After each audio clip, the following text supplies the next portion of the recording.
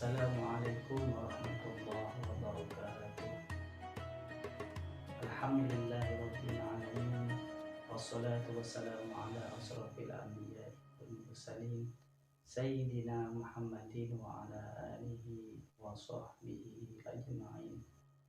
Rabbi shrahli sadri wa yassirli amri wahlul 'uqdatam min lisani yafqahu qawli. Amma ba'du. Selamat pagi anak-anak. Gimana kabarnya hari ini? Semoga kita selalu dalam lindungan Allah Subhanahu wa taala sehingga kita bisa kembali untuk mempelajari pendidikan agama Islam dengan materi iman kepada Rasul-Rasul Allah. Tapi sebelum itu kita awali dengan pembacaan doa agar nantinya ilmu yang kita peroleh bermanfaat dan barakah di dunia wal akhirah. Berdoa kita mulai. Bismillahirrahmanirrahim. Raditu billahi rabba wa bil islami dina wa bi muhammadin nabiyya wa rasula. Rabbi zidna ilma warzuqna fahma waj'alna minas salihin. Allahumma inna nas'aluka ilman nafi'an wa rizqan thayyiban wa amalan mutaqabbalan. Wa sallallahu ala sayyidina Muhammadin wa ala alihi wa sahbihi wasallam walhamdulillahi rabbil alamin. Dasar 1.4 yaitu meyakini adanya Rasul-Rasul Allah Subhanahu wa taala. 2.4 menunjukkan perilaku saling menolong sebagai cerminan beriman kepada Rasul-Rasul Allah. 3.4 menganalisis makna iman kepada Rasul-Rasul Allah.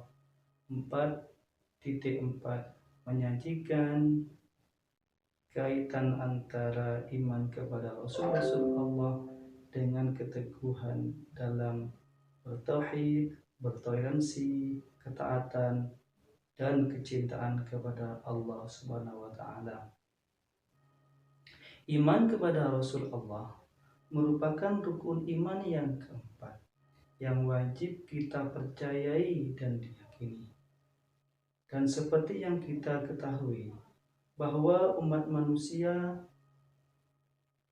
sangat sering melakukan perbuatan dosa sejak ribuan tahun yang lalu. Maka Allah mengutus Rasul kepada kita semua untuk membimbing agar kita kembali kepada jalan yang benar. Anak-anakku sekalian harus mengetahui bahwasanya iman itu apa. Iman secara bahasa yaitu percaya. Sedangkan menurut istilah yaitu mengakui dengan lisan, meyakini dengan sepenuh hati, dan mengamalkan dengan amal perbuatan. Contoh, mengapa kita sholat? Mengapa kita berbuat baik? Itu adalah karena kita iman. Sedangkan pengertian iman kepada Rasul-Rasul Allah, beriman kepada Rasul-Rasul Allah berarti percaya dan yakin bahwa Rasul itu benar-benar utusan Allah SWT yang ditugaskan untuk membimbing umatnya agar menempuh jalan yang benar dan diridhoi Allah SWT sehingga selamat dunia sampai akhirat. Amin. Sedangkan perbedaan Nabi dan Rasul, Nabi ialah manusia pilihan Allah yang diberi wahyu oleh Allah untuk dirinya sendiri, tetapi tidak wajib untuk menyampaikannya. Sedangkan Rasul manusia pilihan Allah yang diberi wahyu oleh Allah untuk dirinya sendiri dan untuk disampaikan kepada umat manusia. Seperti itu. Sedangkan Nabi belum tentu Rasul. Kalau Rasul sudah pasti Nabi. Paham sampai di sini anak-anak? Adapun dalil naklinya yaitu Bismillahirrahmanirrahim. Wa ma nursilul mursalina illa mubashshirina wa munzirin. Faman amana wa aslaha fala khaufun alaihim wa la hum yahzanun. Yang artinya, dan kami mengutus para rasul itu melainkan untuk memberikan kabar gembira dan memberi peringatan barang siapa yang beriman dan mengadakan perbaikan, maka tidak ada kekhawatiran terhadap mereka dan tidak pula mereka bersedih hati. Quran Surat Al-An'am ayat 48. Adapun jumlah Rasul yang wajib kita imani hanya 25 Rasul, mulai dari Nabi Adam sampai Nabi Muhammad Sallallahu Alaihi Wasallam.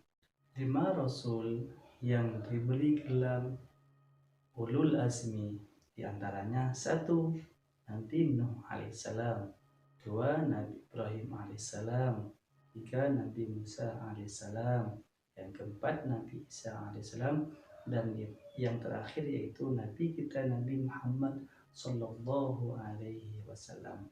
Adapun tugas para rasul diantaranya 1 menyampaikan ajaran agama kepada manusia dan mengajaknya untuk beribadah kepada Allah Subhanahu wa Ta'ala. Yang kedua, menjelaskan semua permasalahan agama yang diturunkan oleh Allah Subhanahu wa Ta'ala. Yang ketiga, membimbing manusia kepada kebaikan dan menjauhi dari kejahatan.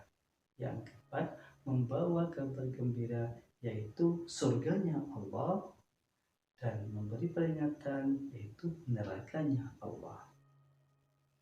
Yang kelima, memperbaiki kondisi umat manusia. Adapun hikmah diutusnya para rasul yaitu mengeluarkan manusia dari kebiasaan menyembah Tuhan selain Allah. Yang kedua, sebagai suri tauladan yang baik untuk manusia. Yang ketiga, menegakkan hujah atas manusia dengan mengutus para rasul sehingga tidak ada alasan bagi mereka untuk membantah Allah. Yang keempat, menjelaskan kepada manusia mengenai masalah gaib yang tidak bisa dicapai oleh akal, seperti nama-nama dan sifat-sifat Allah, berita tentang hari kiamat, dan lain sebagainya. Yang kelima, memperbaiki, membersihkan, mensucikan jiwa manusia, memperingatkan dari hal yang bisa merusaknya. Itulah hikmah diutusnya para rasul. Yang terakhir yaitu fungsi iman kepada rasul-rasul Allah.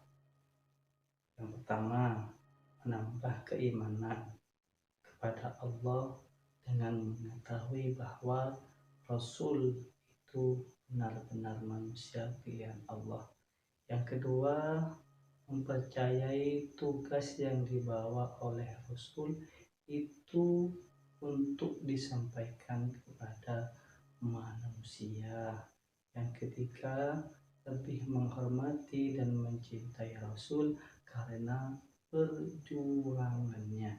Yang keempat, memperoleh suri tauladan yang baik untuk pedoman hidup. Dan yang kelima, ingin mengamalkan apa yang disampaikan oleh Rasulullah. Dan untuk pembelajaran dari tentang materi iman kepada Rasulullah, kurang lebihnya kami ucapkan ihdinas siratal mustaqim. Assalamualaikum warahmatullahi wabarakatuh.